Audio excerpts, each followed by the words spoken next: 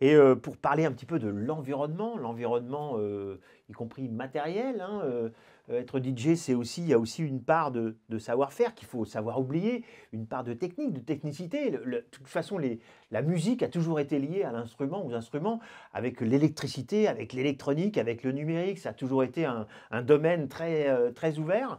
Aujourd'hui, je pense que tu as la chance de pouvoir voyager quasi les mains dans les poches, hein. En même temps, j'imagine que tu es un tech rider et que quand tu arrives, tu aimes bien avoir la même table avec à peu près le même matériel. Et ils J'aimerais me bien. détestent Hein? d'ailleurs. Et les promoteurs me Eh détestent ben, parce que j'imagine pour ça. je suis un des derniers qui joue avec une reine et donc avec des potards rotatifs et Ah non ouais, pas avec une pionnière et les potards longs ah et ouais. tous ces effets. Et ça devient de plus en plus difficile à trouver parce qu'ils ne les fabriquent plus. Donc les pièces de rechange, elles tombent en panne. Donc les promoteurs souvent me détestent. Mais j'adore aller, par exemple, j'étais récemment au Maroc, voir qu'ils ont tout fait et qu'ils ont trouvé un DJ qui l'avait, qui me l'a loué. Merci Amine. J'adore en fait que, l'air de rien aussi, ça apporte quelque chose de spécifique et spécial. Et je joue beaucoup mieux quand je suis avec une reine qu'avec une pionnière, où le Ah son n'est ouais. pas le même et la façon de jouer n'est pas la même. La reine, il y a un truc amoureux avec des potards ronds plutôt qu'un petit potard Potaron qu'on son. voit encore beaucoup dans la performance audiovisuelle, en live, où il y a cette qualité ce geste, je dirais aussi particulier, n'a pas disparu. Je voudrais qu'on évoque aussi un peu la figure du DJ. Alors, il y a plusieurs façons de faire, y compris dans le monde de la performance audiovisuelle. Il y a des gens qui aiment être cachés, d'autres qui aiment être dans la lumière. La tendance aujourd'hui, c'est quand même d'être dans la lumière. Souvent, il y a un engagement du corps, volontaire ou involontaire d'ailleurs, hein. J'imagine qu'à un moment donné, tes gestes t'appartiennent plus. Comment tu as vu évoluer cet engagement physique dans la lumière du DJ face à son matériel avec une forme de solitude devant tant de gens? Euh, je crois que la performance a totalement évolué.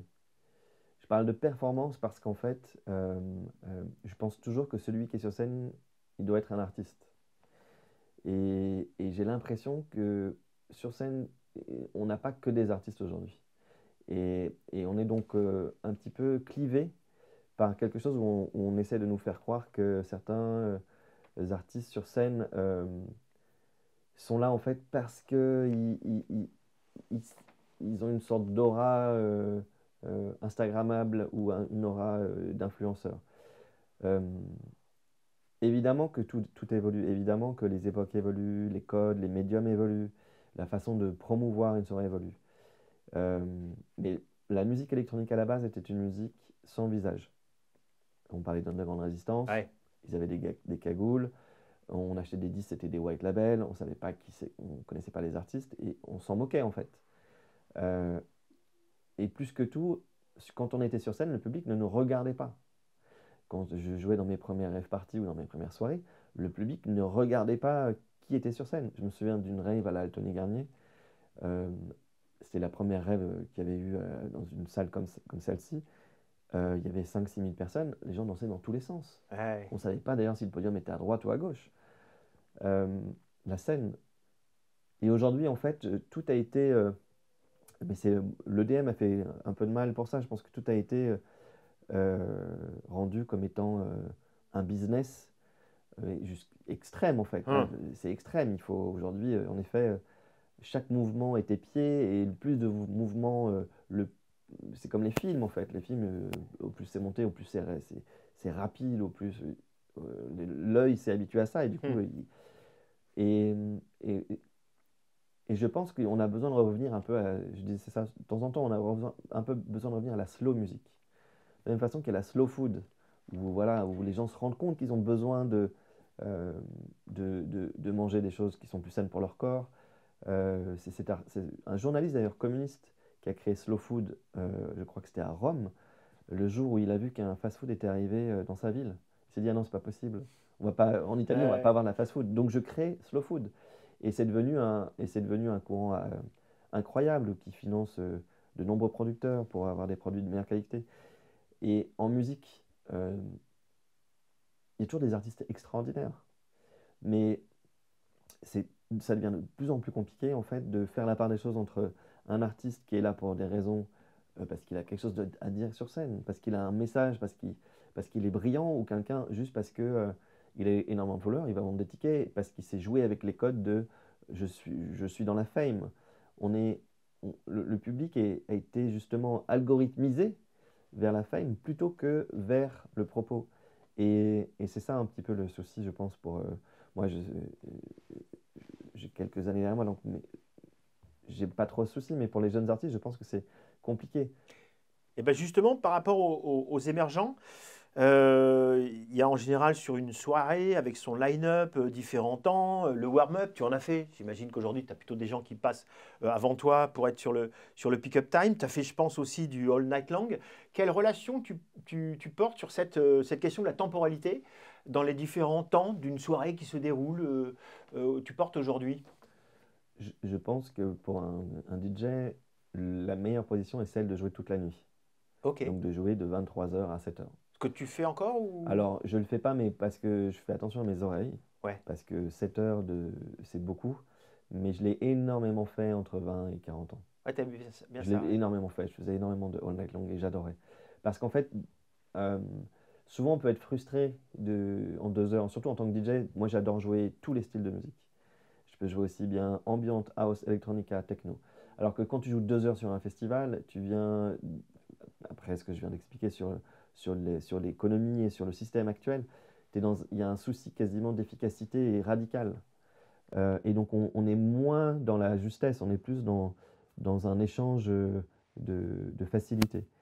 Euh, et donc j'essaye de faire avec, de m'adapter avec mes propres valeurs, avec ce qu'il faut aussi pour que le festival et la soirée se passent bien.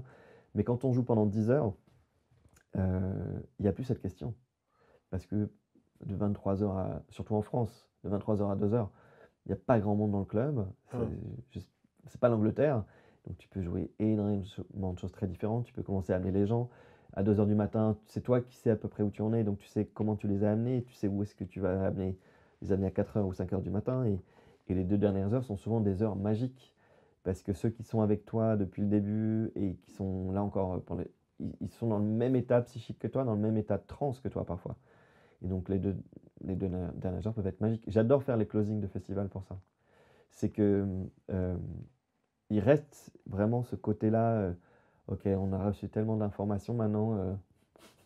Guide-nous vers la lumière quelque part. Et c'est assez dingue. Alors la lumière, comment tu gères le curseur de ce temps de lumière que tu vises entre les repères que tu Quand je offres dis, généreusement? quand je dis guide-nous vers la lumière, c'est pas que je me vois comme un Non, non, demi-dieu. je sais pas, Mais oui. guide-nous vers la lumière, c'est guide-nous vers l'aurore. Oui, oui, bien sûr, bien sûr. Ah oui, pardon, enfin je voyais pas le côté Dieu, mais je voyais le temps où on s'extrait de nos corps.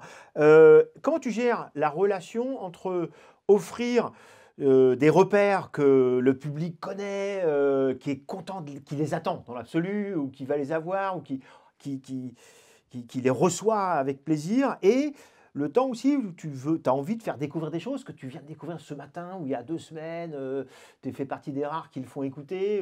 Comment tu le gères ce curseur durant le temps où tu évolues avec le public, en recevant son énergie?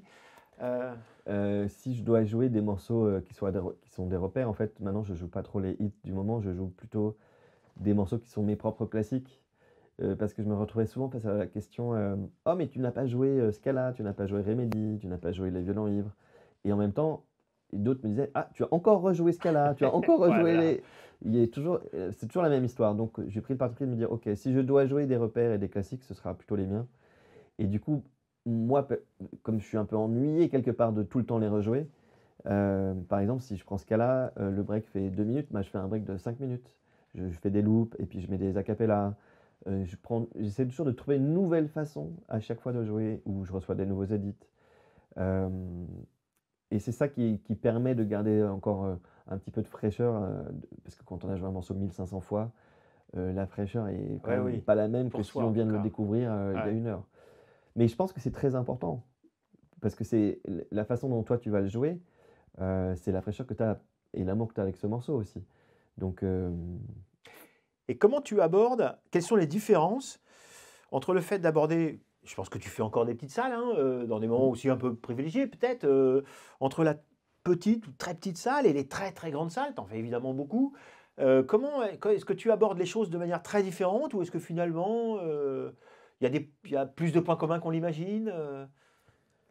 euh, Alors, je pense pas tellement, si je encore une fois, je pense pas que ce soit réellement la salle ou l'audience. Bon, évidemment, si on joue devant 100 000 personnes, ce sera pas la même que devant 200.